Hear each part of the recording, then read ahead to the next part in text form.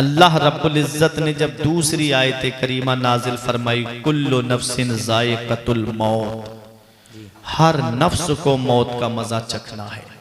जिसे अल्लाह ने रूह देकर भेजा है, जिसे अल्लाह ने रूह देकर भेजा है, जान देकर भेजा है, उसे मौत का मजा चखना है। मौत है क्या? मौत है क्या? मौत मोमिन के लिए तोहफा है। अरे बोलो मोहब्बत से सुभान अल्लाह, सुभान अल्लाह। मौत मोमिन के लिए तोहफा है। मौत मोमिन को तोहफे में दी जाती है। और ये बात अपने जहन से निकाल देना कि मौत मिटाने आती है। मौत मिटाने नहीं आती है, मौत दुनिया बदलवाने आती है। जब हम इस दुनिया में नहीं आए थे तब भी थे। अल्लाह रब्बुल इज्जत ने तमाम रूहों को आलम अरवाह में पैदा फरमाया, इरशाद फरमाया, अलस्तु बिरब्बिकुम, क्या मैं तुम्हारा रब नहीं हूं? तमाम रूहों ने कहा, कालू बला, हां क्यों नहीं, तू हमारा रब है। सबने इकरार किया। तो पता चला कि अल्लाह रब्बुल इज्जत ने तमाम रूहों को पहले ही पैदा फरमा दिया। और रब की रुबूबियत का इकरार करने में सबसे पहले जिस जात ने इकरार किया है वो हमारे आका हुजूर सल्लल्लाहु अलैहि वसल्लम की जात है। सुभान अल्लाह। तमाम रूह आलम अरवा में थी। बर्थ के जरिए, पैदाइश के जरिए, माँ बाप के जरिए हम इस दुनिया में आए। इसे कहते हैं आलम शहादत, मौजूदा दुनिया। अब इसमें भी हमको हमेशा नहीं रहना है। यहां से मौत के जरिए दुनिया बदल के हमको जाना है कब्र के अंदर। उसे कहते हैं आलम बरज़ख, बरज़खी दुनिया। वहां भी हमेशा नहीं रहना है। वहां से आलम कयामत, वो आलम कयामत जिसका एक दिन 50,000 दिनों के बराबर होगा। इस वक्त तो दिन छोटे हैं, रात बड़ी चल रही है ना। अभी कुछ दिन के बाद में दिन बड़े होंगे, रात छोटी होगी। 16-16 घंटे का भी दिन होता होगा। रोजा रखते हैं तो होता है कि नहीं होता? तो कितना बड़ा दिन होता है। तो ये दिन हमको गुजारना मुश्किल हो जाता है। जरा सोचने वाली बात है। वहां का यहां के 50,000 दिनों के बराबर वहां का एक दिन होगा। आखिरत को जरा समझिए आप, है क्या? आज मौत का डर हमारे दिल से निकल गया। आज मौत का खौफ हमारे दिल से निकल गया।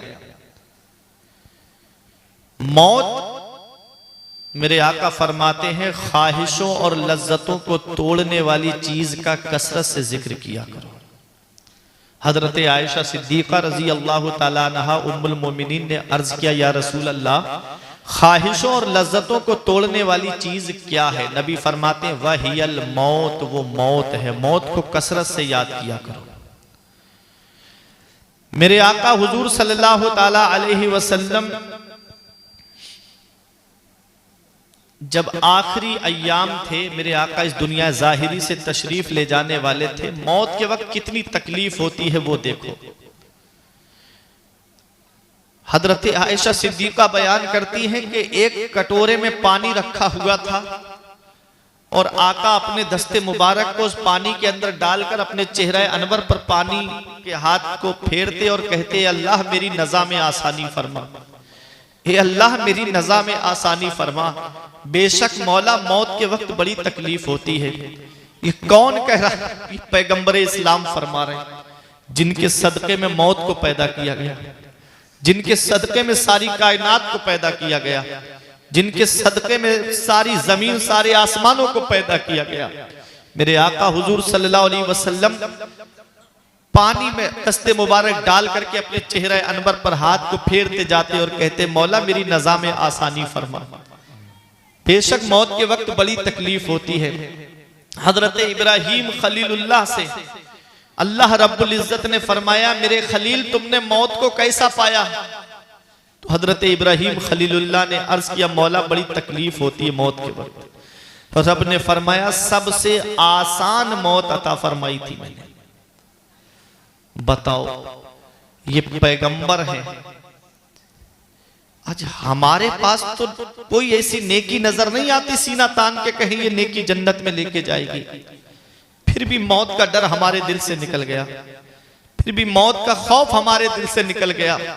हजरत अबू मूसा अशअरी रजी अल्लाह ताला अन्हु के सामने जिक्र किया गया कि जहन्नम में एक ऐसा शख्स होगा कि जो 1000 साल तक या करीमो या अल्लाह कहेगा तो अल्लाह ताला उसको जहन्नम से निकाल करके जन्नत में दाखिल करेगा। तो हजरत अबू मूसा अशअरी रजी अल्लाह ताला अन्हु कहते हैं काश वो आदमी मैं होता, काश वो आदमी मैं होता, काश वो आदमी मैं होता। पूछा गया हुजूर वो तो जहन्नम में जाएगा, आप ऐसी बात क्यों कर रहे हैं? कहा उसके बारे में यकीनी है कि वो जहन्नम से निकाल के जन्नत में दाखिल किया जाएगा, मेरे बारे में तो अभी कोई पता नहीं। पता चला आखिरी मामला ईमान के साथ दुनिया से जाने का है। अगर ईमान बचा के आदमी दुनिया से चला गया तो वो कामयाब है, और पूरी जिंदगी नमाजें पढ़ी और आखिरी वक्त में अगर ईमान पर खात्मा नहीं हुआ तो समझ लो वो जन्नत में नहीं जाएगा, हमेशा जहन्नम में रहेगा। सही बात। आज आदमी कह देता है आखिरी वक्त में क्या खाक मुसलमा होगा। ये शेर बहुत पढ़ा जाता है, नहीं पढ़ा जाता है। आखिरी वक्त का ही ईमान काबिल कबूल है। उस वक्त में आदमी ईमान बचा के ले गया। फमन ज़ुहज़िहा अनिन नार व उदखिलल जन्नता फ़क़द फ़ाज़। जिसको जहन्नम से निकाल करके जन्नत में दाखिल कर दिया गया वही कामयाब है, और जिसका खात्मा ईमान पर नहीं हुआ वो जन्नत में नहीं जाएगा। इसीलिए हमारे बुजुर्ग हमेशा दुआ मांगते थे, ए अल्लाह हमारा खात्मा ईमान पर फरमा, हमारा खात्मा ईमान पर फरमा। हमारे बुजुर्गों ने फरमाया है कि एक दुआ आदमी को दिन में 6 मरतबा पढ़ लेनी चाहिए। अल्लाहुम्मा बारिक लना फिल मौत, अल्लाहुम्मा बारिक लना फिल मौत, अल्लाहुम्मा बारिक लना फिल मौत, अल्लाहुम्मा बारिक लना फिल मौत, अल्लाहुम्मा बारिक लना फिल मौत, अल्लाहुम्मा बारिक लना फिल मौत। तो उम्मीद है कि अल्लाह ताला खात्मा ईमान पर नसीब फरमाएगा। सुभान अल्लाह, सुभान। मौत है क्या? मौत से किसी को छुटकारा नहीं है। हर नफ्स मौत का मजा चखने वाली है, हर जानदार को मौत का मजा चखना है। मौत मिटाने नहीं आती है, मौत दुनिया बदलवाने आती है। जब हम इस दुनिया में नहीं थे तब आलमे अरवा में थे, माँ बाप के जरिए, बर्थ के जरिए, पैदाइश के जरिए इस दुनिया में आए। इसे आलमे शहादत कहते हैं। इसमें हमेशा नहीं रहना है, मौत के जरिए हमें दुनिया बदल करके जाना है। जहां जाना है उसे आलमे बरज़ख कहते हैं, उसमें भी हमेशा नहीं रहना है। वहां से आलमे कयामत, वहां भी हमेशा नहीं रहना है। वहां से आमाल के हिसाब से या तो आलमे जन्नत या आलमे जहन्नम। हम मिटे कहा, हमने सिर्फ दुनिया बदली है, हमने सिर्फ जगह बदली है। अगर मौत मिटाने आती है तो जब इंसान का इंतकाल हो जाता है तो क्यों उसको महंगे से महंगा कपड़ा कफन में दिया जाता है? जब इंसान को मौत मिटा गई तो क्यों उसको गुस्ल दे करके पानी को जाया किया जा रहा है? अरे राजस्थान में कुछ इलाके ऐसे हैं जहां पानी कई कई मील दूर जाकर के मिलता है। जब किसी का इंतकाल होता है कई कई मील दूर से पानी ला करके उसको गुस्ल दिया जाता है। जब किसी के अजीज का इंतकाल होता है तो वो कहता है कि कफन में कपड़ा अच्छे से अच्छा लेकर के आना, मेरे अजीज को अच्छा कपड़ा पहनाना। और हदीस पाक भी है, नबी फरमाते हैं अपने मुर्दों को अच्छे कपड़ों में कफनाओ, क्योंकि वो आप जाकर के एक दूसरे से मुलाकात करते हैं और अच्छे लिबास पर फख्र महसूस करते हैं। याद रखना प्यारे मुसलमानों। और आज एक हाल और होता चला जा रहा है, कोई कहता है मुझे खेत में दफन कर देना, कोई कहता है कि मुझको फला जगह दफन कर देना। हदीस पाक क्या कहती है? नबी इरशाद फरमाते हैं अपने मुर्दों को नेकों के पास में दफनाओ। कहां? अपने मुर्दों को नेकों के पास में दफनाओ। अब इसमें क्या फायदा है? तो सुनो, मैं आपको बताता हुआ चलूं। एक साहब ने ये एक इमाम साहब से सवाल किया कि हजरत ये बताओ, आदमी तमन्ना करता है काश मैं अजमेर में मर जाता, काश मैं बरेली में मर जाता, काश मैं किछौछा में मर जाता, काश मैं बगदाद में मर जाता और वही मेरी कब्र बनती, वही मेरा मदफन बन जाता।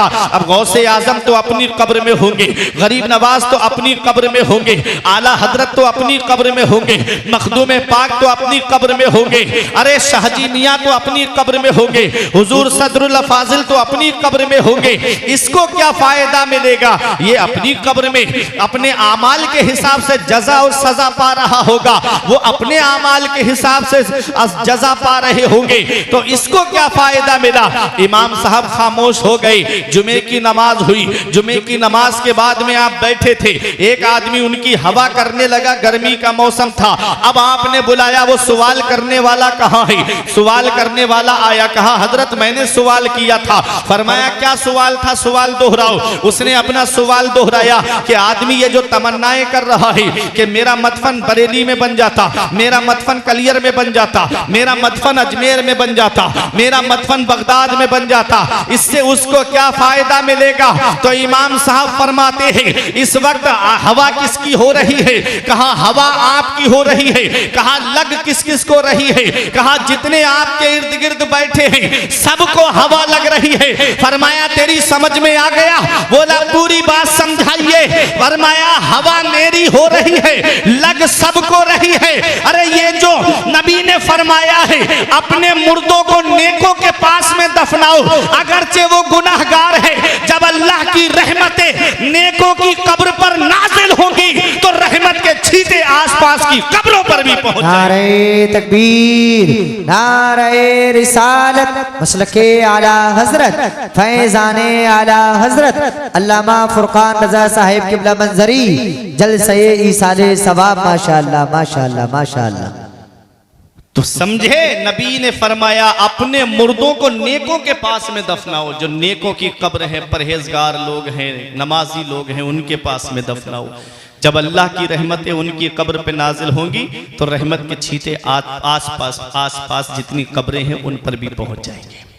तो मौत मिटाने नहीं आती है, मौत दुनिया बदलवाने आती है। अगर मौत मिटाने आती है तो क्यों इतना कीमती कपड़ा उस पर खर्च किया जा रहा है? क्यों उसको पानी से गुस्ल दिया जा रहा है? अरे शरीयत कहती है सिर्फ इसको गुस्ल ही मत दो, सिर्फ कफन ही मत पहनाओ, इसे खुशबू भी लगाओ। उसे खुशबू भी लगाई जाती है और शरीयत कहती है कि इसको खुशबू लगा करके इसके जनाजे को आहिस्ता आहिस्ता लेकर के चलो, इसके जिस्म को हिलाते हुए मत चलना।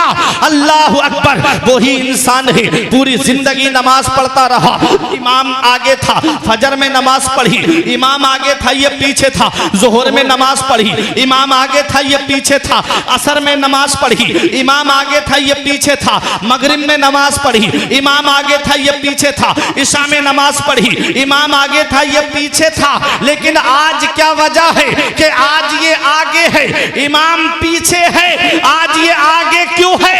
तो शरीयत कहती है इसे आगे ही रहने दो, क्योंकि ये बहुत दूर जा चुका है।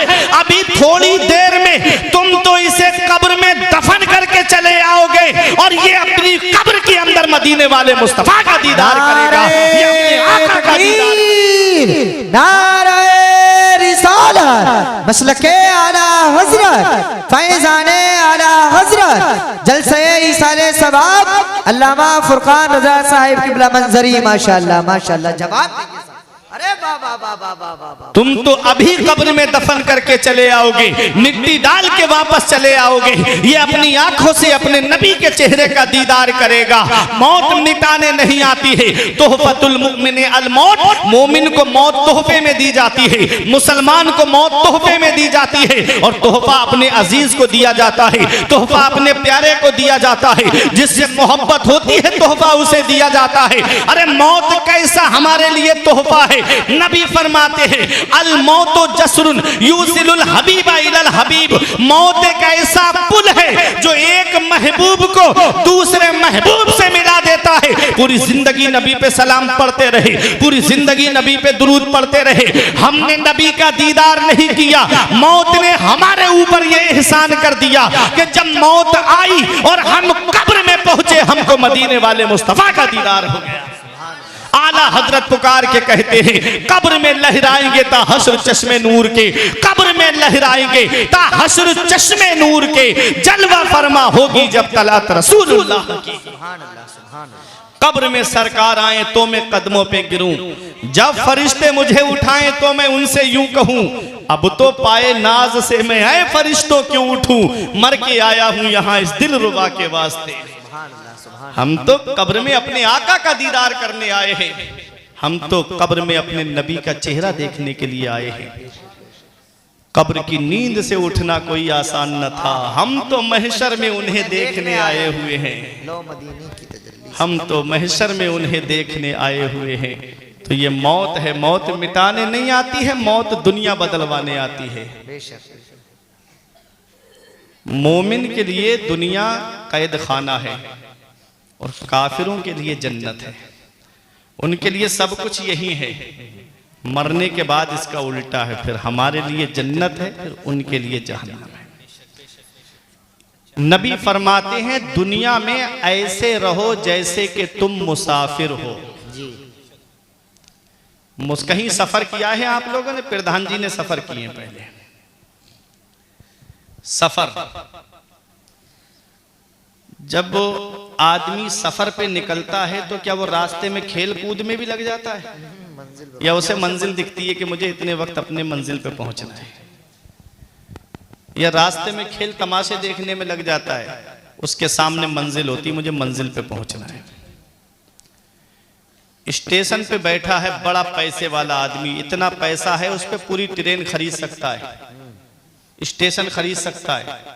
ट्रेन नहीं आई है, 1 घंटा हो गया, 2 घंटे हो गए, 3 घंटे से इंतजार कर रहा है ट्रेन का। हमने कहा परेशान क्यों होते हो, यहीं पर बिल्डिंग बना लो, यहीं पर रहने लगो। कहता है मौलाना मैं यहाँ रहने थोड़ी आया हूँ, मैं तो मुसाफिर हूँ, सफर करूंगा, यहाँ से ट्रेन पकड़ूंगा, मुरादाबाद से दिल्ली पहुंच जाऊंगा और दिल्ली से ट्रेन पकड़ करके मुंबई जाना है मुझको, मैं यहाँ रहने थोड़ी आया हूँ। एक मिसाल से समझा रहा हूँ, ये मुसाफिर है, कहता है कि मैं यहाँ रहने थोड़ी आया हूँ, मैं सफर करूंगा, यहाँ से वहां जाना है मुझे, वहां से वहां जाना है। नबी फरमाते हैं दुनिया में ऐसे रहो जैसे कि तुम मुसाफिर हो। हम यहाँ दुनिया में हमेशा रहने नहीं आए हैं, चंद दिन के लिए दुनिया में आए हैं। एक शख्स ने एक बुजुर्ग से पूछा आबादी किधर रहे, आबादी का रास्ता बता दो, बस्ती का रास्ता बता दो। उन्होंने जो रास्ता बताया कहा फला रास्ते से चला जा, आबादी में पहुंच जाएगा।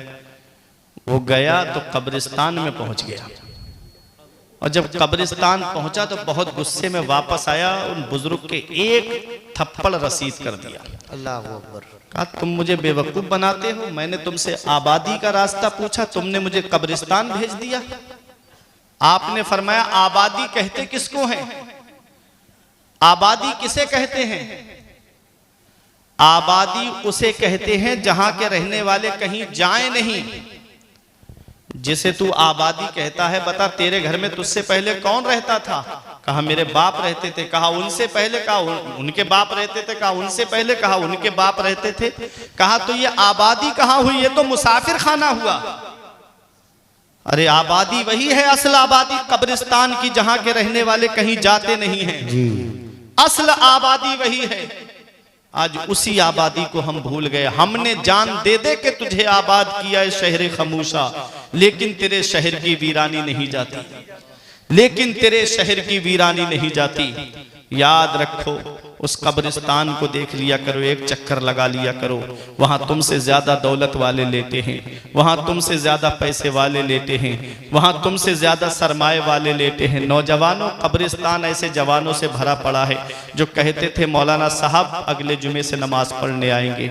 कब्रिस्तान ऐसे बूढ़ों से भरा पड़ा है जो कहते थे इमाम साहब फजर से नमाज पढ़ने आएंगे। साथ जिनके थे यहाँ लश्करों फौजों सिपाह, बेकसाना कब्र के अंदर अकेले चल बसे। एक साथ भी ना ठहरे वादा जिनका आ गया, जी के जी में रह गए अरमान सारे चल बसे। और पढ़ के तू कुरान को अब जमा कर ले कुछ सवाब, कब्र पर फिर कौन आए फातिहा के वास्ते। काम वो कर ले प्यारे जिसके 22 कब्र में, बागे रिजवा से खुले खिड़की हवा के वास्ते। काम दोजक के किए जन्नत का है उम्मीदवार, कसरे जन्नत तो बना है पारसा के वास्ते। आज हम अपनी आखिरत को भूल गए, आज हम अपनी कब्र को भूल गए, आज हम कब्र की सख्तियों को भूल गए, आज हम कब्र के कीड़े मकोड़ों को भूल गए, आज हम कब्र की तारीकियों को भूल गए, आज हम कब्र के दबाने को भूल गए। आज अगर हमारे घर में लाइट चली जाए, अंधेरा हो जाए, बतकाज़ा बशरियत हम डरने लगते हैं। इंसान होने के नाते हमें डर महसूस होता है। कभी कब्र की काली कोठरी को याद किया, जहां तो न कोई रोशनी का इंतजाम होगा, जहां तो न कोई सुराख होगा, जहां ना तो कोई रोशनदान होगा, वहां तुमने रोशनी का क्या इंतजाम किया है। याद रखना प्यारे मुसलमानों, यहाँ लाइट चली जाएगी, मोबाइल की टॉर्च जला करके रोशनी कर लोगे, दुकान से मोमबत्ती ला करके रोशनी कर लोगे, लेकिन कब्र की काली कोठरी के लिए क्या तैयारी की तुमने रोशनी की। आला हजरत फरमाते हैं रोशनी की हमें आदत और घर तीर व तार है क्या होना है। छुप के लोगों से किए जिसके गुनाह वो खबरदार है क्या होना है। हाय बिगड़ी तो कहां आकर नाओ, आइन मझधार है क्या होना है। कभी दौलत पे घमंड आने लगे, कभी पैसे पे नाज होने लगे, कभी बच्चों की नौकरी पे तकब्बुर आने लगे, कभी खुद की सेहत पे घमंड होने लगे, तो एक चक्कर हॉस्पिटल का लगा लिया करो।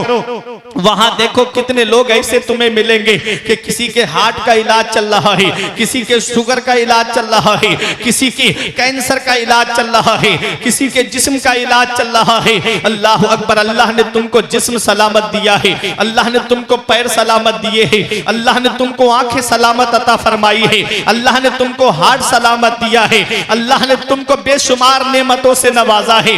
अल्लाह का शुक्र अदा करो और ये जिंदगी इस हाल में गुजार करके जाओ कि तुम्हारी पेशानियों में सजदों की तड़प हो। जब इस दुनिया से जाओ तो तुम्हारी पेशानियां सजदों के नूर से जगमगा रही हो। इस हाल में दुनिया से मत जाना कि इधर जनाजा उठे, उधर मोहल्ले के लोग कहें एक जुआरी का जनाजा जा रहा है, एक शराबी का जनाजा जा रहा है, एक अय्याश का जनाजा जा रहा है, दूसरों का हक मारने वाले का जनाजा जा रहा है। इस हाल में दुनिया से मत जाना, इस हाल में दुनिया से जाना कि इधर जनाजा उठे, उधर इमाम साहब खड़े होके कहे गद्दार मुस्तफा का नहीं वफादार मुस्तफा का जनाजा जा रहा है, आशिक मुस्तफा का जनाजा जा रहा है, गुलाम मुस्तफा का जनाजा जा रहा है। हर एक का मरना बराबर नहीं होता, हर एक का दुनिया से जाना बराबर नहीं होता। किसी के मरने पे घर वाले आंसू बहाते हैं, किसी के मरने पे बस्ती वाले आंसू बहाते हैं, किसी के मरने पे गांव वाले आंसू बहाते हैं, किसी के मरने पर उसके कस्बे वाले आंसू बहाते हैं, किसी के मरने पे शहर वाले आंसू बहाते हैं। अरे कुछ ऐसे भी अल्लाह के बंदे हैं कि जब उनके जनाजे उठते हैं तो लाखों लोगों की आंखों में आंसू होते हैं। अभी बरेली शरीफ में तुमने नहीं देखा, जब हुजूर ताजुल शरिया का जनाजा उठा लाखों लोगों की आंखों में आंसू थे और हर आंख में आंसू, हर आंख नम होके कह रही थी कि अख्तरे कादरी खुल्द में चल दिया, अख्तरे कादरी खुल्द में चल दिया, खुल्द वाह है हर एक कादरी के लिए। नारे तकबीर, नारे रिसालत, मसलके आला हजरत, फैजाने आला हजरत, फैजाने हुजूर ताजुल शरिया, जलसे ईसाले सवाब। माशाअल्लाह माशाअल्लाह माशाअल्लाह। हर एक का मरना बराबर नहीं होता, हर एक का दुनिया से जाना बराबर नहीं होता। किसी किसी के लिए आंसू बहाए जाते हैं, किसी को दुनिया याद रखती है, किसी को इलाका याद रखता है, किसी को शहर याद रखता है। इसलिए एक पैगाम दे के जा रहा हूं, इस हाल में दुनिया से जाओ कि लोग तुम्हारे मरने की खुशी ना मनाएं बल्कि गम करें और हर आंख नम होकर ये कहे कि एक अच्छा इंसान दुनिया से चला गया, एक परहेजगार दुनिया से चला गया, एक मुत्तकी दुनिया से चला गया। जब इस हाल में दुनिया से जाओगे तो मेरे इमाम का शेर पढ़ा जाएगा, लहिद में इश्के रुखे शह का दाग लेके चले, लहिद में इश्के रुखे शह का दाग लेके चले, अंधेरी रात सुनी थी चराग लेके चले। तेरे गुलामों का नक्शे कदम है राहे खुदा, वो क्या बहक सके जो ये सुराग लेके। नारे तकबीर, नारे रिसालत, मसलके आला हजरत, फैजाने आला हजरत, कलामे आला हजरत, जलसे इसाले सवाब मौलाना मोहम्मद फुरकान रजा साहिब किबला मंजरी। माशाअल्लाह माशाअल्लाह। तो अच्छे काम करके दुनिया से जाओ, नेक अमल करके दुनिया से जाओ, मुत्तकी बन के दुनिया से जाओ, परहेजगार बन के दुनिया से जाओ। शौकीन भाई और उनके भाइयों ने अपने वालिद मरहूम के इसाले सवाब के लिए प्रोग्राम सजाया। मौत मिटाने नहीं आती है, मौत दुनिया बदलवाने आती है। बेशक बेशक। कयामत में सबकी मुलाकात होनी है, सब जमा होंगे कयामत के मैदान में। अपना अपना नामे आमाल तैयार रखो। हमारे बुजुर्गों ने फरमाया सबसे अक्लमंद इंसान वो है जो अपनी नेकी खुद करके जाए। सुभान अल्लाह सुभान। और सबसे बड़ा बेवकूफ इंसान वो है जो अपनी नेकी दूसरों पे डाल के जाए। अल्लाह अकबर अल्लाह। आज हमारे बुजुर्ग भी इस प्रोग्राम में बैठे हैं, एक नसीहत लेके जाओ। जिस औलाद को आज मोबाइल चलाने से फुर्सत नहीं मिलती, तुम क्या समझते हो वो तुम्हारी कब्र पे जाकर कुरान पढ़ेंगे? जिस औलाद को व्हाट्सएप देखने से फुर्सत नहीं मिलती, वो क्या तुम्हारे लिए ईसाले सवाब करेंगे? जिस औलाद को आज फेसबुक चलाने से फुर्सत नहीं मिलती, वो क्या तुम्हारी कब्र पे जाकर के कुरान पढ़ेंगे? या तो औलाद को इस हाल में छोड़कर जाओ। मेरे आका फरमाते हैं इज़ा मातल इंसान इन क़ता अन्हु अमलुहु, जब इंसान मर जाता है तो उसके नामे अमाल का रजिस्टर बंद करके रख दिया जाता है। न कोई नेकी लिखी जाएगी न कोई बुराई लिखी जाएगी। इल्ला मिन सलास, मगर 3 चीजें हैं जिसका सवाब मरने के बाद भी इंसान को मिलता रहता है। वो 3 चीजें क्या हैं? नबी फरमाते हैं औ सदक़तिन जारिया, सदक़े जारिया। सदक़े जारिया में बहुत चीजें आती हैं। जैसे कोई गरीब है, ठंड में ठिठर रहा था, तुमने उसको जैकेट ला करके दे दी सवाब की नीयत से, दिखावे के लिए नहीं, सवाब की नीयत से। तो तुम दुनिया से चले जाओगे, इसका सवाब मरने के बाद भी अल्लाह ताला तुमको अता फरमाएगा। मस्जिद में गए, टंकी खराब हो गई, खामोशी से बाजार गए और ला करके टंकी आपने लगा दी सवाब की नीयत से। आप दुनिया से चले जाएंगे, इसका सवाब अल्लाह ताला मरने के बाद तुमको अता फरमाएगा। कोई बल्ब फ्यूज हो गया था, आपने निकाला, दूसरा लाके लगा दिया। मदरसे में आप गए, मदरसे में बच्चों के पढ़ाई के लिए टिपाई वगैरह नहीं थी, या बैठने के लिए बच्चों को सर्दी में बेचारे फर्श पे बैठते थे तो सर्दी लगती थी, आपने मैट बिछवा दी मदरसे में, या आपने टिपाई बनवा दी, उस पे कुरान शरीफ रख कर के बच्चे पढ़ रहे हैं, या कुरान पाक हदिया कराया मदरसे में, बच्चों को दे दिया कि इसमें पढ़ो। दुनिया से चले जाओगे, मरने के बाद इसका सवाब अल्लाह ताला कब्र में तुमको अता फरमाएगा। सदका जारिया में बहुत चीजें आती हैं। कोई मेन चौराहा है, लोग गुजर रहे हैं, आ रहे हैं, जा रहे हैं, वहां पानी का इंतजाम नहीं है, आपने नल गड़वा दिया, वहां कुआं खुदवा दिया, तो उसका सवाब भी, मुसाफिर पानी पिएंगे जाएंगे, इसका सवाब अल्लाह ताला मरने के बाद तुमको कब्र में अता फरमाएगा। ये सदका जारिया है। बहुत चीजें आती हैं सदका जारिया में। दूसरी बात नबी फरमाते हैं औ इल्मिन युनतफ़अ बिही, या ऐसा इल्म छोड़ कर गया कि जिससे लोग फायदा हासिल कर रहे हैं। जैसे हाफिज कासिम रजा साहब ने किसी को कुरान शरीफ पढ़ा दिया, अब उसने दूसरे को कुरान शरीफ पढ़ाया, फिर उसने आगे किसी को कुरान शरीफ पढ़ाया। ये दुनिया से चले भी जाएंगे ना तो इसका सवाब अल्लाह ताला कब्र में इनको अता फरमाएगा। एक मिसाल से मैंने आपको बताया। अल्लाह सबकी उम्र दराज फरमाए। तीसरी बात नबी फरमाते हैं औ वलदिन स्वालिहिन यदउ लहू, या ऐसी औलाद छोड़ कर जाए कि जो अपने माँ बाप के लिए बख्शिश और मगफिरत की दुआ करती रहे। ऐसी औलाद छोड़ कर जाए जो अपनी औलाद, अब जो औलाद माँ बाप के लिए बख्शिश और मगफिरत की दुआ करती रहे। अब बताओ, जो औलाद मोबाइल पर फिल्में देखे, गाने सुने और मैच में 2.5 घंटे बर्बाद करे और माँ बाप के लिए ईसाले सवाब न करे, तो बताओ माँ बाप को कब्र में तकलीफ पहुंचेगी कि नहीं पहुंचेगी?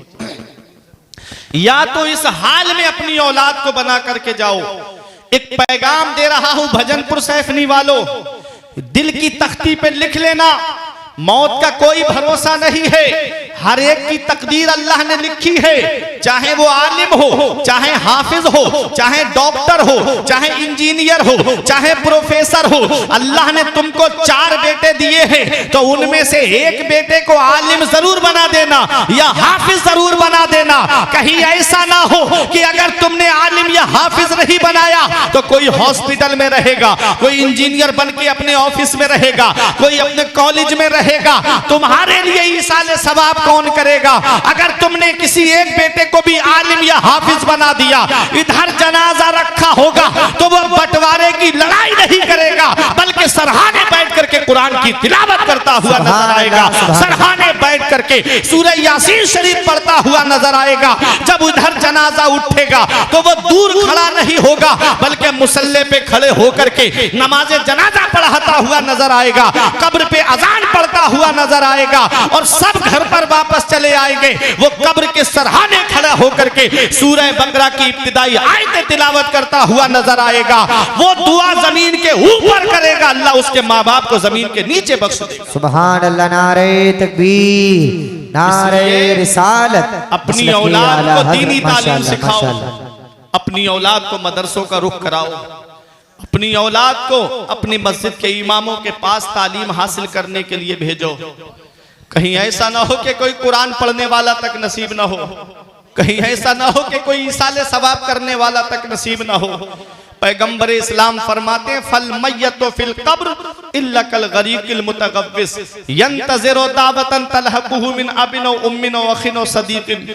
नबी फरमाते हैं, जो कब्रिस्तान में लेटे हैं वो दरिया में डूबने वाले की तरह हैं।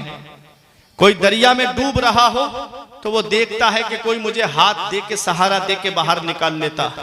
कहते हो ना, डूबने वाले को तिनके का सहारा काफी है। नबी फरमाते हैं, जो कब्रिस्तान में लेटे हैं वो दरिया में डूबने वाले की तरह हैं। अल्लाह अकबर, वो इंतजार कर रहे हैं। यंतज़िरु दावतन तलहकुहु मिन अबिन व उम्मिन व अखिन व सदीकिन। नबी फरमाते हैं, जो कब्रिस्तान में लेटे हैं वो दरिया में डूबने वाले की तरह हैं, वो इंतजार कर रहे हैं। बाप औलाद की दुआ का इंतजार कर रहा है, माँ औलाद की दुआ का इंतजार कर रही है, भाई भाई की दुआ का इंतजार कर रहा है, रिश्तेदार रिश्तेदार की दुआ का इंतजार कर रहा है, दोस्त दोस्त की दुआ का इंतजार कर रहा है। नबी फरमाते हैं, जब उसके लिए ईसाले सवाब किया जाता है तो दुनिया व मा फीहा से सबसे बेहतर चीज उसके लिए वो ईसाले सवाब होता है। कौन सी औलाद ईसाले सवाब करेगी? वो करेगी ना जो कुरान पढ़ी हुई होगी। वो औलाद ईसाले सवाब करेगी ना जो कुरान की तालीम से वाकफियत रखती होगी, और जिसे हमने कुरान पढ़ाया ही नहीं।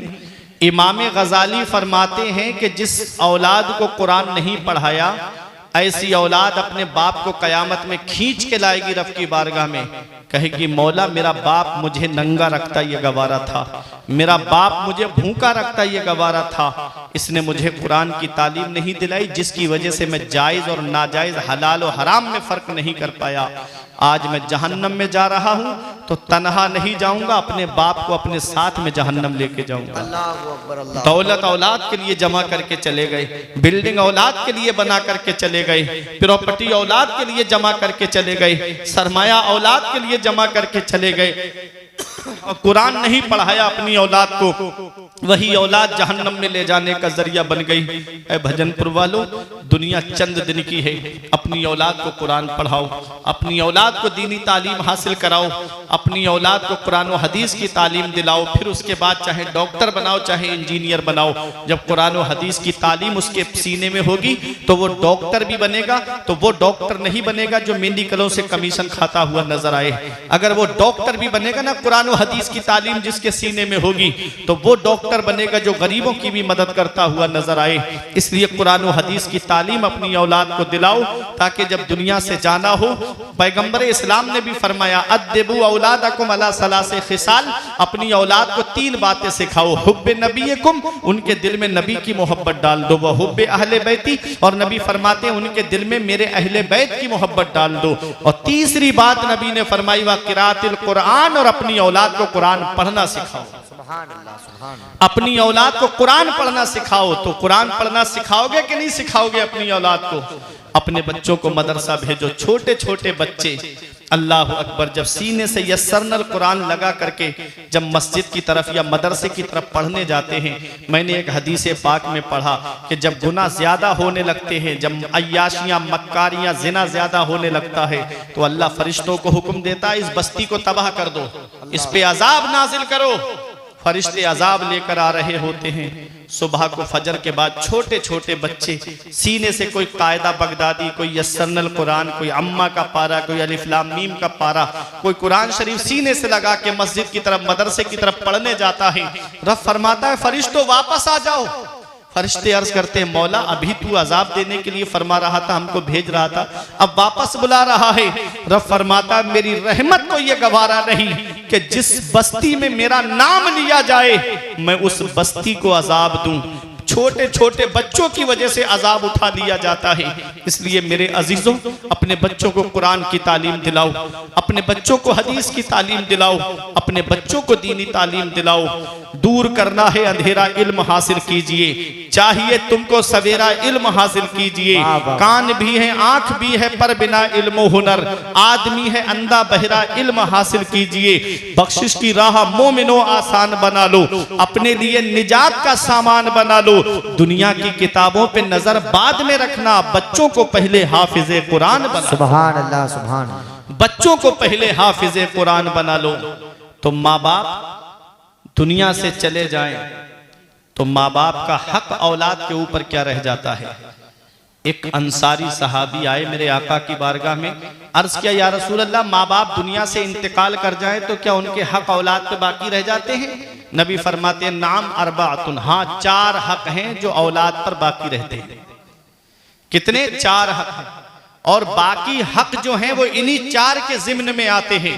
आला हजरत ने पूरा रिसाला लिखा है वालिदैन की अजमत पर। मैं बताऊं आपको 4 हक क्या हैं औलाद के ऊपर माँ बाप के, जो उनके इंतकाल के बाद भी बाकी रह जाते हैं। नबी फरमाते हैं अस्सलातो अलैहिमा, उनकी नमाज जनाजा पढ़ना। औलाद के ऊपर यह हक है माँ बाप का कि वो अपने माँ बाप की नमाज जनाजा पढ़ें। आज कौन औलाद का हाल क्या है हमने देखा है जायजा लेकर के। वो बाप जिसने लाखों रुपये उसकी तालीम पे खर्च किए, करोड़ों रुपये उसकी तालीम पर पढ़ाई पर खर्च किए, जब इंतकाल का वक्त आता है तो वो बाप बिस्तर पे पैर रगड़ रहा है, कहता है बेटा सूरह यासीन शरीफ पढ़ के सुना दे। वो कहता है अब्बा मुझे तो ये भी नहीं पता है कौन से पारे में। अल्लाह बाप पैर रगड़ रगड़ करके दुनिया से चला गया। नमाज जनाजा का वक्त आया, इमाम साहब मुसल्ला इमामत पे खड़े हैं, कहते हैं इजाजत दो। तो वो ऐसी औलाद दूर खड़ी है, छोटा सा रुमाल सर पर रख के कहती है पढ़ाओ इमाम साहब नमाज जनाजा। क्या आज हक अदा किया हमने माँ बाप का? नबी ने क्या फरमाया? माँ बाप के इंतकाल के बाद औलाद पे यह हक रह जाता है माँ बाप का, अस्सलातो अलैहिमा, के वो अपने माँ बाप की नमाज जनाजा पढ़ें। एक हक। दूसरा हक नबी फरमाते हैं व इस्तिगफारो लहुमा, उनके लिए बख्शिश और मगफिरत की दुआ करते रहे। कितने हो गए?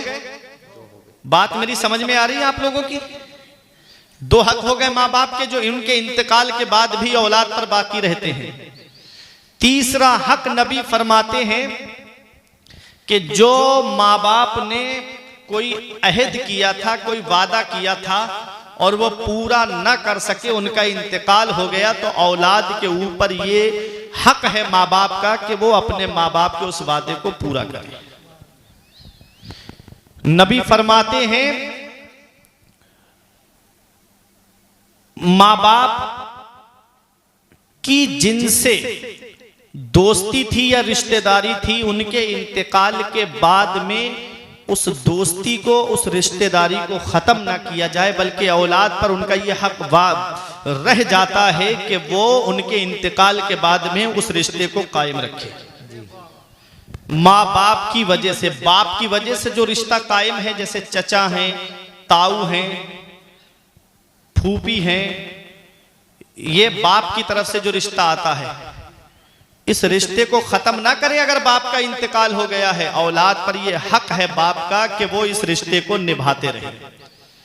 माँ की तरफ से जैसे खाला हैं, नाना नानी हैं, मामू हैं, ये रिश्ते खत्म नहीं करना है, बल्कि अगर माँ बाप का इंतकाल हो गया है तो औलाद पर यह माँ बाप का हक रह जाता है कि वो इन रिश्तों को आगे बढ़ाए। और बाप की अगर किसी से दोस्ती है, बाप की अगर किसी से दोस्ती है तो उस दोस्ती को खत्म नहीं करना है। बाप जिनका एहतराम करते थे, बाप जिनसे मोहब्बत से बोलते थे, अगर उनका इंतकाल हो गया है तो औलाद पर ये हक है बाप का कि उनके इंतकाल के बाद भी उनके दोस्तों से मोहब्बत से बात करें, उनके दोस्तों से प्यार से बात करें। जिस मोहब्बत, जिस इज्जत से उनके वालिद घर में बिठाते थे, उनको अदब से, उसी मोहब्बत और उसी प्यार के साथ में औलाद को भी चाहिए कि वो उनके साथ में मोहब्बत से पेश आए। ये हक है बाप का। तो माँ बाप अल्लाह की बहुत बड़ी नेमत है। माँ बाप अल्लाह की बहुत बड़ी नेमत है। इसका पता हमें तब चलता है जब इनका साया हमारे सर से उड़ जाता है, जब इनकी चारपाई हमारे घर से उड़ जाती है, तब हमें एहसास होता है हम कितने बड़े साये से महरूम हो गए। तब हमें एहसास होता है कि हम कितनी बड़ी जात के साये से महरूम हो गए। हमारे बुजुर्गों ने फरमाया, बाप आंगन में लगे हुए पेड़ की तरह होता है। जब शिद्दत की गर्मी पड़ती है, जब शिद्दत की धूप पड़ती है, जब गरम गरम लू के थपेड़े होठों को खुश्क कर देते हैं, तो सबसे बेहतर और मुनासिब साया दरख्त का होता है। आदमी गर्मी में पेड़ के नीचे कुर्सी डाल के बैठे आराम मिल जाता है, गर्मी में पेड़ के नीचे चारपाई बिछा के बैठे सुकून मिल जाता है। पेड़ के पत्ते देखना दोपहर में ऊपर से गर्म होते हैं, लेकिन नीचे बैठने वाले को छांव पहुंचाते हैं, नीचे बैठने वाले को सुकून पहुंचाते हैं। हमारे बुजुर्गों ने फरमाया, बाप आंगन में लगे हुए पेड़ की तरह होता है। जिस दिन ये पेड़ आंगन से उखड़ गया, उस दिन धूप भी परेशान करेगी, गरम गरम लू के थपेड़े भी परेशान करेंगे। ऐसे या माँ बाप के साए की ना कदरी ना कर, ऐसे या माँ बाप के साए की ना कदरी ना कर। धूप काटेगी बहुत जब ये शजर गिर जाएगा। धूप कैसी भी हो साया नहीं खोने देता, धूप कैसी भी हो साया नहीं खोने देता, राह कैसी भी हो बेबस नहीं होने देता। बेच के अपना लहू चाहे वो रोटी लाए, बाप औलाद को भूखा नहीं सोने देता। बेच के अपना लहू चाहे वो रोटी लाए, बाप औलाद को भूखा नहीं सोने देता। बाप क्या है इसका पता तब चलता है जब ये साया हमारे सर से उड़ जाता है। बाप कुछ ना करे, बूढ़ा बाप है, सिर्फ चारपाई पर बैठा रहे, कुछ भी ना करे, सिर्फ घर में बैठा रहे। औलाद को सहारा है कि मेरी पीठ पर मेरे बाप का हाथ रखा हुआ है, औलाद को सपोर्ट है कि मेरे सर पर मेरे वालिद का हाथ रखा हुआ है। खानदान वाले भी मोहब्बत से बात करते हैं, रिश्तेदार भी मोहब्बत से बात करते हैं, पास पड़ोस के लोग भी मोहब्बत से बात करते हैं। और जिस दिन उसकी चारपाई घर से उड़ जाती है, उस दिन कभी जमीन के बंटवारे के नाम पे लड़ाइयां शुरू, कभी घर के बंटवारे के नाम पे लड़ाइयां शुरू हो जाती है। ये बाप है जो बड़ी से बड़ी परेशानी अपने ऊपर ले लेता है, लेकिन अपनी औलाद तक परेशानी पहुंचने नहीं देता।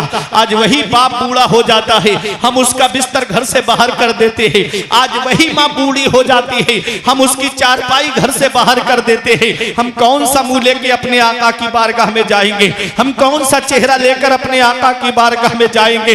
पैगंबर इस्लाम इरशाद फरमाते हैं, जिससे उसके माँ बाप राजी उससे अल्लाह राजी, उसका रसूल राजी। और जिससे उसके माँ बाप नाराज उससे ना अल्लाह राजी ना उसका रसूल राजी। अरे घरों में रूठे हुए माँ बाप को मना लो। आज हम दुआ कराने के लिए फिर रहे हैं। मैं बरेली शरीफ से आया, हजरत हमारे लिए दुआ कर दो। हाफिज कासिम कासिम के पास जाके कहते हो इमाम साहब हमारे लिए दुआ कर दो, हसनैन भाई से कहते हो हमारे लिए दुआ कर दो, इधर नाजिम खलीली मिले दुआ कर दो, इधर फारूक रजा बरकाती मिले कहते हो दुआ कर दो, इधर हाफिज फिरोज मिले कहते हो हमारे लिए दुआ कर दो, इधर मौलाना नसीम मंजरी मिले कहते हो हमारे लिए दुआ कर दो। हम दुआएं कराते फिर रहे हैं, हम दुआ लेते नहीं है। अरे इतनी जल्दी न किसी मौलाना की दुआ कबूल होगी, इतनी जल्दी न किसी पीर की दुआ कबूल होगी, इतनी जल्दी न किसी इमाम की दुआ कबूल होगी, जितनी जल्दी औलाद के हक में उसके माँ बाप की दुआ कबूल होती है। नबी फरमाते हैं माँ बाप की दुआ औलाद के हक में ऐसे कबूल होती है जैसे नबियों की दुआ उम्मत के हक में कबूल होती है। जैसे नबियों की दुआ रद्द नहीं होती ऐसे ही माँ बाप की दुआएं रद्द नहीं होती है। मेरे सर से मेरी सारी मुसीबत टाल देती है, मेरी माँ मेरे दामन में दुआएं डाल देती है। परेशान हो अंधेरों से तो जाओ माँ के कदमों में, वो जब चाहे मुकद्दर में उजाले डाल देती है। और धूप कैसी भी हो साया नहीं खोने देता, राह कैसी भी हो बेबस नहीं होने देता, बेच के अपना लहू चाहे वो रोटी लाए, बाप औलाद को भूखा नहीं सोने देता। नारे तकबीर, नारे रिसालत, मसलके आला हजरत, फैजाने आला हजरत, फैजाने औलिया इकराम। माशाअल्लाह, ये माँ बाप की दुआ है बहुत अच्छा जो बुलंद मकाम दे देती है। ये माँ बाप की दुआएं हैं। हजरत बायजीद बुस्तामी से पूछा आपको विलायत कैसे मिली? कहते हैं माँ की दुआ की वजह से। बोलो सुभान अल्लाह। कहा कैसे? कहा एक दिन सर्दी की रात थी, बहुत सख्त सर्दी थी, मेरी माँ मेरे हाथ पर सर रख के लेटी हुई थी। माँ ने कहा बेटा मुझे पानी चाहिए। कहा जब मैं पानी लेने के लिए घर में तलाश किया पानी नहीं मिला, मैं कुएं पे पानी लेने गया, इतनी रात में सर्दी थी बहुत ज्यादा। कहते जब मैं पानी लेकर के वापस आया, कहते जब मैं पानी लेकर वापस आया माँ सो गई आराम से। कहते हैं मैंने जगाना मुनासिब नहीं समझा कहीं माँ की नींद में खलल ना पड़ जाए। मैं खड़ा रहा पानी का बर्तन लेके सरहाने पूरी रात सर्दी में। कहते इतनी सर्दी पड़ रही थी कि पानी की बूंदें मेरे हाथ पर गिर गई। जब मैंने पानी की बूंद को हटाया तो मेरे हाथ की खाल छूट गई, इतनी सर्दी थी। कहते माँ तहज्जुद के लिए उठी। माँ ने पूछा बेटा कब से खड़े हो? कहा माँ जब से तुमने सरे शाम से पानी मांगा था तभी से खड़ा हूँ। माँ की आंखें भीग गई। तड़पता है कोई बच्चा तो माँ का दिल तड़पता है, और जब माँ तड़पती है तो फिर जमजम निकलता है।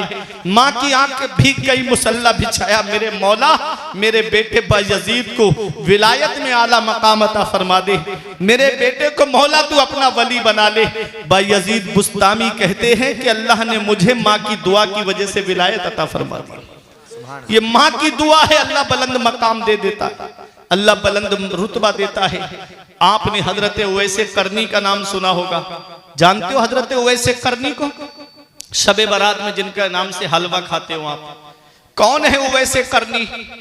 माँ बूढ़ी थी, माँ की खिदमत की वजह से पैगंबर इस्लाम का दीदार न कर सके, इसलिए आप ताबई हैं।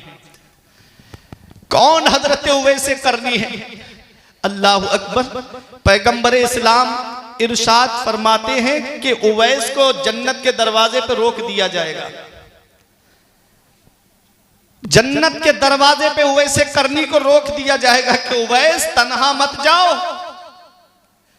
मुस्तफा जाने रहमत की उम्मत के गुनाहगारों की शफाअत कराओ और उनको अपने साथ जन्नत में लेकर के जाओ। मकाम देखें, जन्नत के दरवाजे पर रोक दिया जाएगा उवैसे करनी को।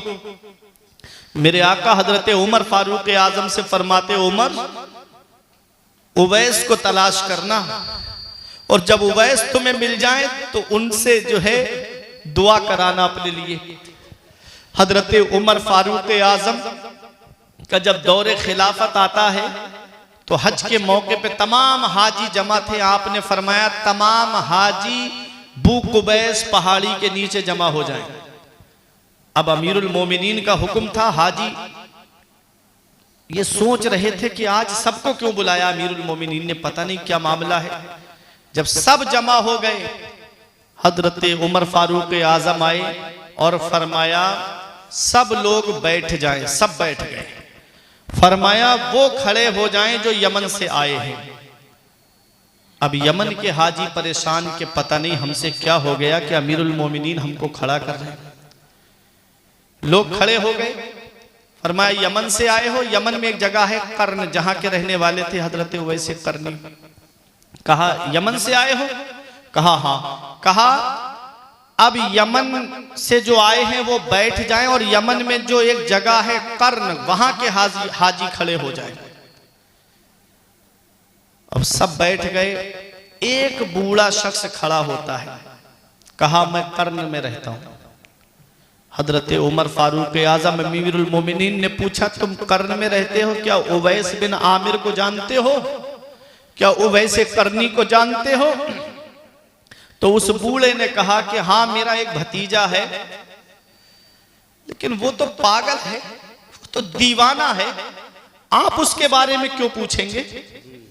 फरमाया मैं उसी के बारे में पूछ रहा हूं जिसे तू दीवाना कह रहा है। अल्लाह, उसके मर्तबे को तू क्या जाने, उसकी शान को तू क्या जाने, उसके रुतबे को तू क्या जाने। पैगंबर इस्लाम इरशाद फरमाते अल्लाह के कुछ बंदे ऐसे हैं कि उनके बाल बिखरे हुए होते हैं, लिबास फटा हुआ होता है, परागंदा हाल, मैले कुचैले हाल में होते हैं, और उनकी शान ये होती है लौ अक़समा अलल्लाहि ला अबर्राहु, अगर वो अल्लाह की कसम खा ले तो अल्लाह उनकी कसम को पूरा फरमा देता है। इससे अल्लाह के कुछ बंदे होते हैं। हजरत उवैस कर्नी का जब उसने नाम बताया तो आपने फरमाया मैं उन्हीं के बारे में पूछ रहा हूं जिसे तू दीवाना कह रहा है। अच्छा, उनको दीवाना क्यों कहते थे ये? जब हजरत उवैस कर्नी निकलते थे तो बच्चे उनके पत्थर मारते थे, पागल कह कह के पुकारते थे। हजरत उवैस कर्नी कहते हो बच्चों मुझे मोटे मोटे पत्थरों से ना मारा करो, जब तुम मोटे मोटे पत्थर मेरे जिस्म पर मारते हो खून निकलता है, मेरा वुजू टूट जाता है। मुझे छोटे छोटे पत्थरों से मारा करो ताकि मेरे जिस्म पर चोट लगे लेकिन मेरा वुजू ना टूटे। वो हजरत उवैस कर्नी कि जब आपका कपड़ा फट जाता था, लिबास फट जाता था, तो हजरत उवैस कर्नी किसी बजाज की दुकान पे नहीं जाते थे, कपड़े वाले की दुकान पे नहीं जाते थे, बल्कि कूड़ा करकट में जाते थे। घूरे जिसको हम लोग बोलते हैं, पड़ा रहता है कूड़ा, वहां जाकर के लिबास तलाश करते थे। कोई कपड़ा मिल जाता है उसको धोते, पाक करते और फिर उसका पेबंद लगा करके अपने लिबास में रखते। शान देखो जन्नत के दरवाजे पर रोक दिए जाएंगे, मकाम देखो जन्नत के दरवाजे पर रोक दिए जाएंगे, और दुनिया की जिंदगी का हाल देखो आप। ये अल्लाह के महबूब बंदे हैं। कुल मताउ दुनिया कलील, दुनिया का सामान तो थोड़ा सा है, महबूब फरमा दो दुनिया का सामान थोड़ा सा है। आज हम दुनिया के चक्कर में फंस गए, आज हम दुनिया के चक्कर में एक दूसरे का हक मारने में लग गए। आला हजरत फरमाते इस दुनिया को तू क्या जाने, बिश की गांठ है हर राफा। सूरत देखो जालिम की तो कैसी भोली भाली है, शहद दिखाए जहर पिलाए कातिल डाइन शौहर कुश, इस मुर्दार पे क्या ललचाया दुनिया देखी भाली है। सूना जंगल रात अंधेरी छाई बदली काली है, सोने वालों जागते रहियो चोरों की रखवाली है। अल्लाह अकबर, ये दुनिया है क्या? शेख सादी फरमाते हैं उम्र बरफस्त व आफताबे तमूज, अंधुके मांद व ख्वाजा गुर्रा हुनूज। उम्र तो बर्फ की तरह है और अषाढ़ का सूरज, अषाढ़ का सूरज, मई जून की गर्मी देखी आपने कैसी गर्मी पड़ती है, और ये बर्फ की डेली को आप, ढेले को आप हाथ पर रखो, धूप में खड़े हो जाओ, क्या बर्फ बाकी रहेगा? पिघल जाएगा। यही उम्र का हाल है हमारा कि उम्र बढ़ती चली जा रही है। लोग कहते हैं कि अभी मैं 20 साल का हुआ हूं, बुढ़ापे में नमाज पढ़ूंगा। क्या पता नौजवानों बुढ़ापा देखने को मिला या नहीं मिला, कोई पता नहीं। मौत का कोई भरोसा नहीं, कब आ जाए, किस जगह और किस हाल में आ जाए। आगाह अपनी मौत से कोई बशर नहीं, सामान 100 बरस का है पल की खबर नहीं। अभी मेरे बड़े अजीज दोस्त हाफिज हामिद साहब के वालिद साहब का इंतकाल हुआ। दुआ करो परवरदिगार आलम उनकी मगफिरत फरमाए, जन्नतुल फिरदौस में आला से आला मकाम अता फरमाए। बड़े अजीज दोस्त मेरे, 9:30 बजे उनसे मेरी बात हुई थी, बहुत कोई बात नहीं। वालिद साहब भी आराम से लेटे थे और वो भी सुकून से लेट गए, परिवार वाले भी लेट गए। अचानक से तबीयत खराब हुई और जरा सी देर में उनका इंतकाल हो गया। मौत का कोई भरोसा है? मौत का कोई पता है? कब आ जाए, किस जगह और किस हाल में आ जाए। ऐ मेरे अजीजों, मौत की तैयारी करो, मरने से पहले मरने की तैयारी करो। मूतू कबला अन तमूतू, मरने से पहले मरने की तैयारी करो। मौत का कोई भरोसा नहीं मेरे अजीजों। हजरत उवैस करनी की दुनियावी जिंदगी आप देखें, कपड़ा फट जाता है तो आप कपड़े वाले की दुकान से नया कपड़ा नहीं खरीदते।